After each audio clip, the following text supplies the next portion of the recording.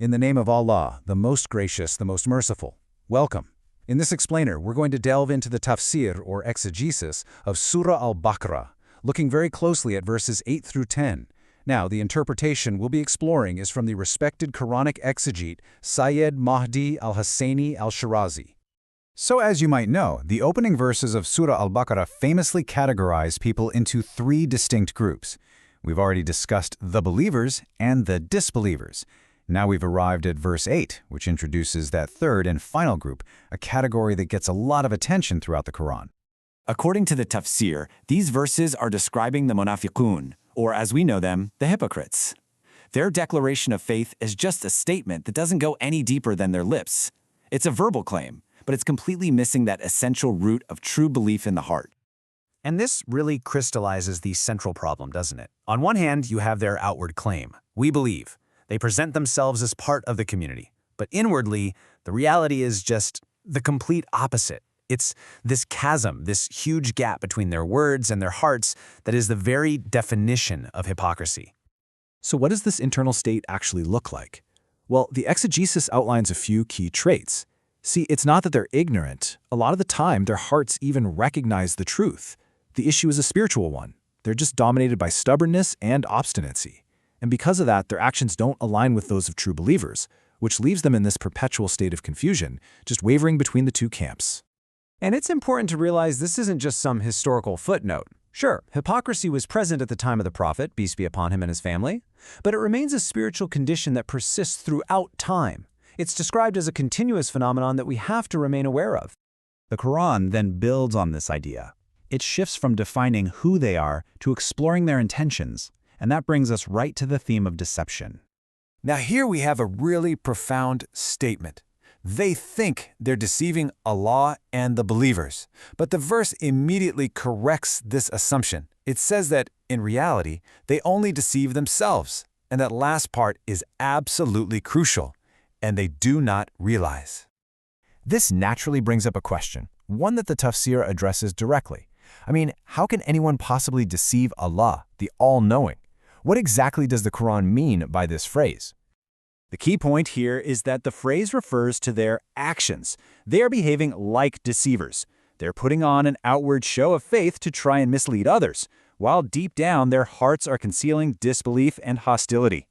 They're acting with the intent to deceive God, even though that's an absolutely impossible task. You see, their entire plan is fundamentally flawed because Allah knows the innermost secrets of every single soul. Their plotting is completely transparent to Him. So any harm they intend for the believers just boomerangs right back, impacting only themselves, both in this life and the next. But they can't even see this reality, blinded by what they think is their own cleverness. This brings us to the third verse we're looking at today, verse 10. And here, the Quran uses a powerful and really memorable metaphor to describe the internal state of the hypocrite. It's the metaphor of a spiritual disease. In their hearts is a disease. Wow, that's a profound diagnosis. It frames hypocrisy not just as a bad choice, but as a sickness, a deep internal corruption that affects the spiritual heart, the very seat of faith and understanding. So what is this disease made of? Well, the exegesis explains it's like a composite illness. It's the sickness of hypocrisy itself, but it's fueled by all these other things: doubt, hatred, envy, and arrogance.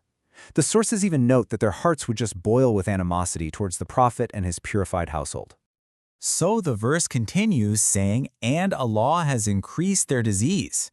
Now the Tafsir clarifies this isn't arbitrary at all. It's a direct consequence of their own choices. When they're presented with the light of revelation, the verses of the Qur'an and the signs from the Prophet, they actively turn away from it. And that rejection is what causes their existing spiritual sickness to just fester and get worse, plunging them deeper and deeper into darkness.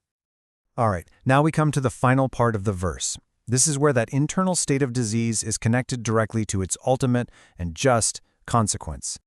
And for them is a painful punishment, because they habitually used to lie. The verse establishes a very clear cause and effect relationship here. The outcome, a painful punishment. And the direct cause, their persistent lying. So what is this fundamental lie? It's not just any old falsehood.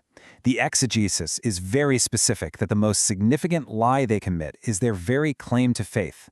When they say they believe with their tongues, but their hearts are totally empty of conviction, they are lying about their own spiritual reality. And that is the core deception they're being held accountable for. Okay, let's just take a moment to recap the crucial takeaways from this really powerful exegesis of verses 8 through 10. If there's one central message from this exegesis, it's that faith can't be some hollow declaration. It has to be rooted in genuine conviction in the heart, and it has to show itself through righteous actions. Anything less than that is a deception that, as these verses warn us, leads only to ruin. The progression is crystal clear. It all starts as a disease in the heart. Then, through stubbornness, arrogance, and constant lying, that disease is allowed to grow and intensify. And the inevitable outcome of this spiritual decline is a painful punishment, just as God has promised. So we'll end with a question for all of us to reflect on.